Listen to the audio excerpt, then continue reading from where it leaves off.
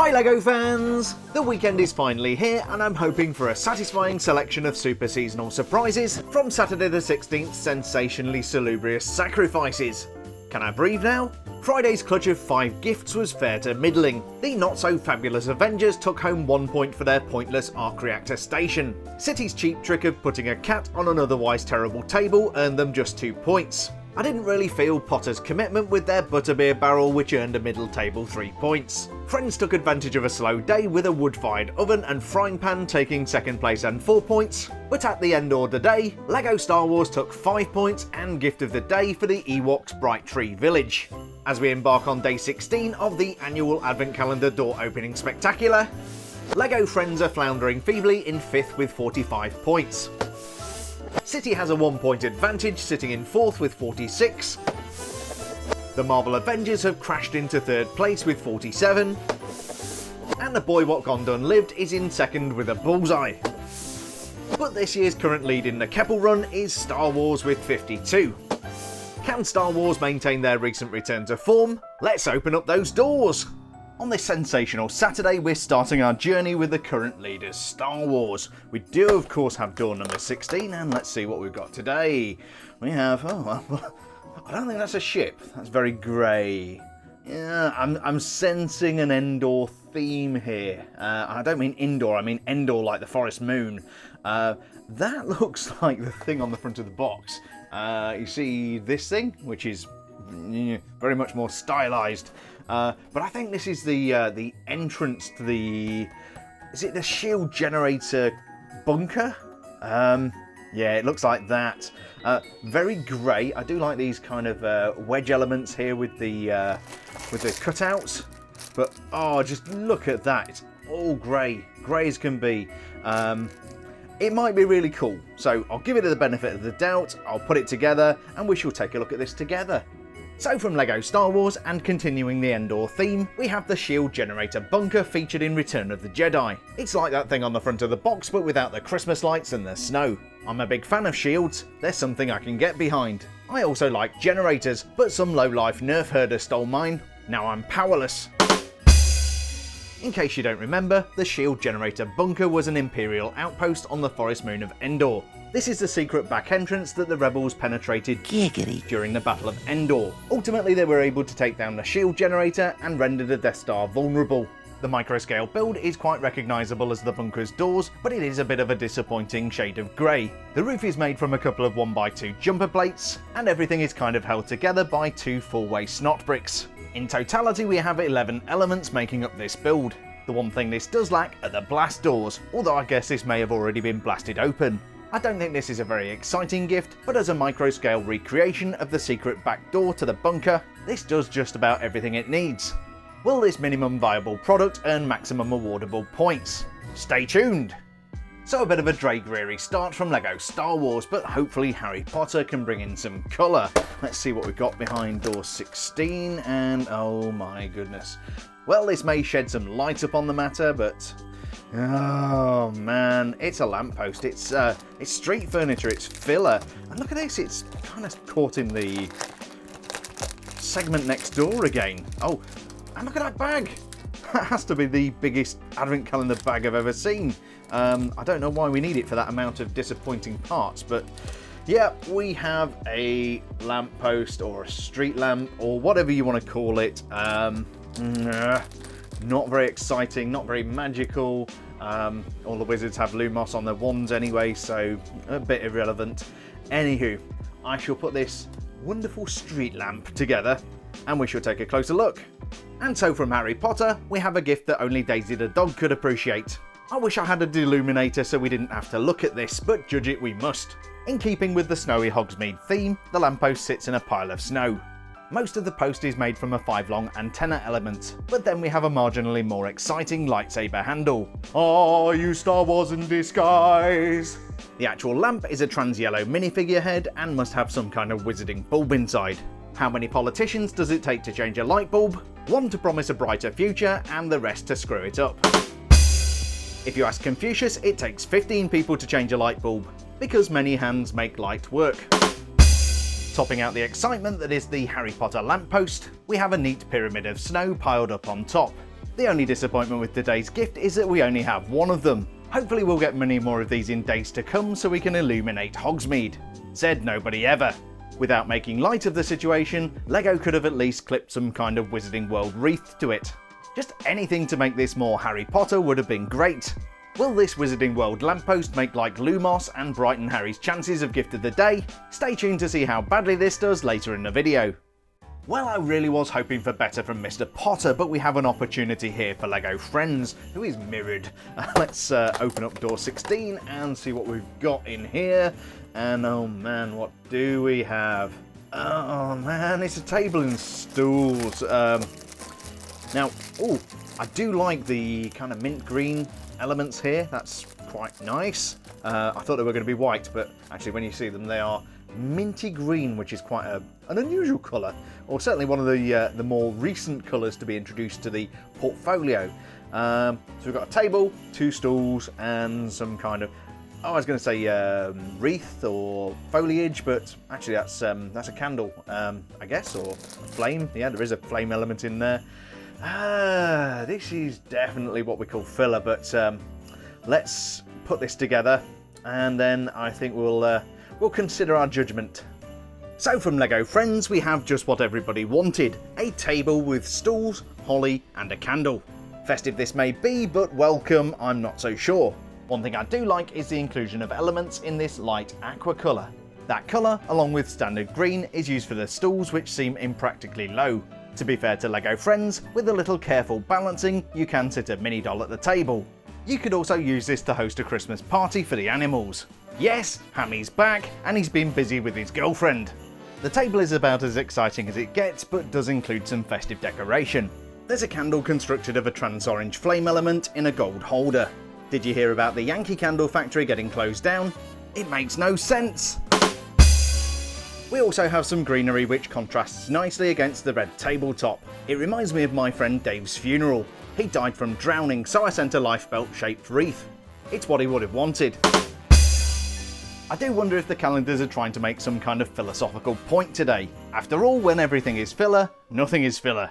It's a cute little gift, especially when you dress it up with some accessories. But of course we will be judging this as a standalone thing. Will a table with stools, holly and candle help light LEGO Friends' way to first place today? Let's see if LEGO City can up their game.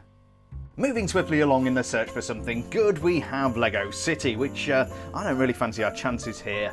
Let's have a look in door 16 and see what horrors lie within. And oh my, well, it's a clock. Yeah, definitely a clock. It's like a grandfather clock with the pendulum.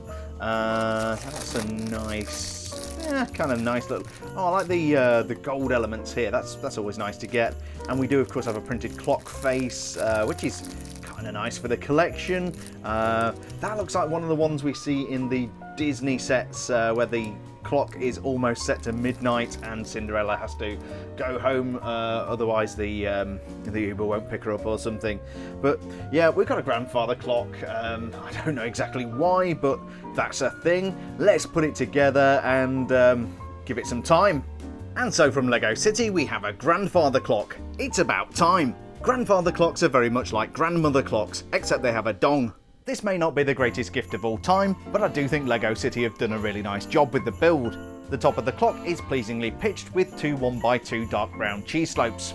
The printed clock face is a really nice element, but does appear in at least 26 sets. The clock is very nicely recessed into the case of the grandfather clock and attached to a couple of snot bricks.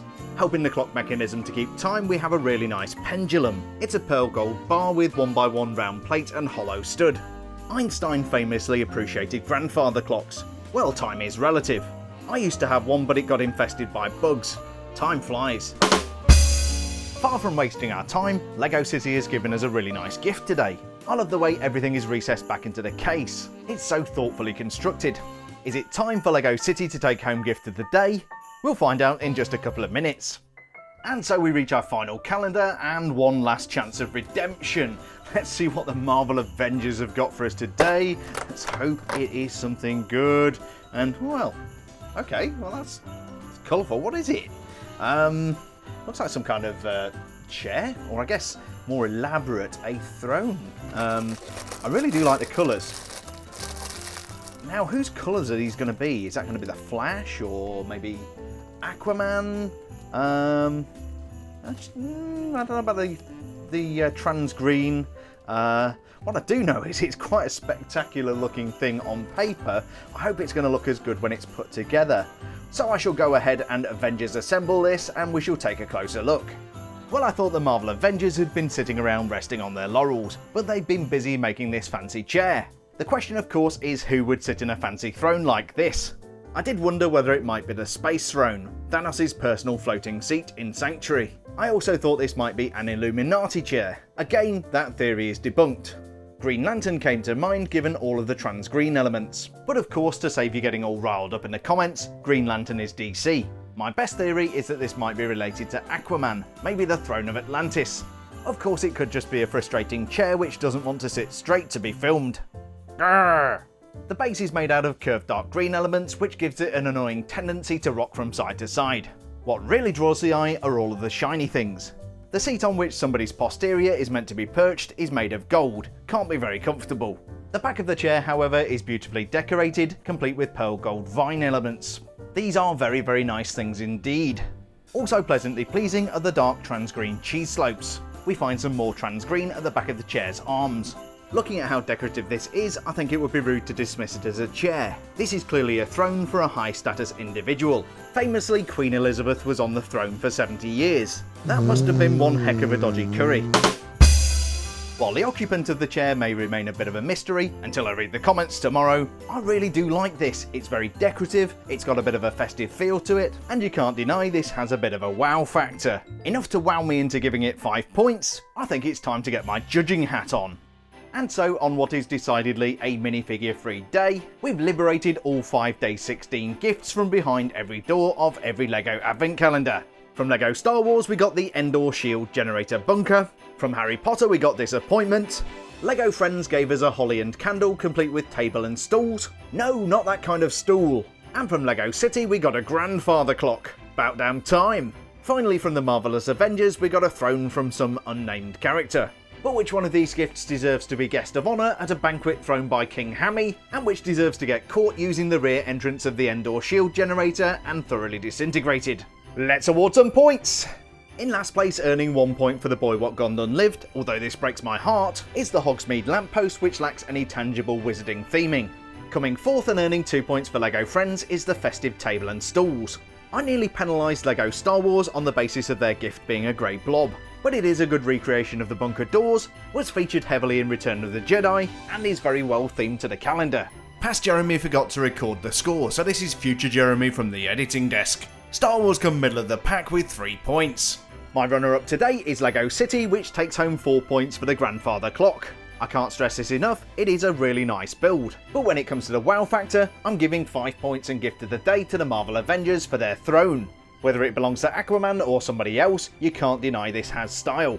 But Jeremy, I hear you say, who's getting the bonus point for festive gift of the day? That's going to LEGO Friends for the seasonal decoration on their table, and the fact that the Heart Lake City Mafia have taken my family hostage on account of my poor scoring. Of course, the big question, do you agree with today's scores?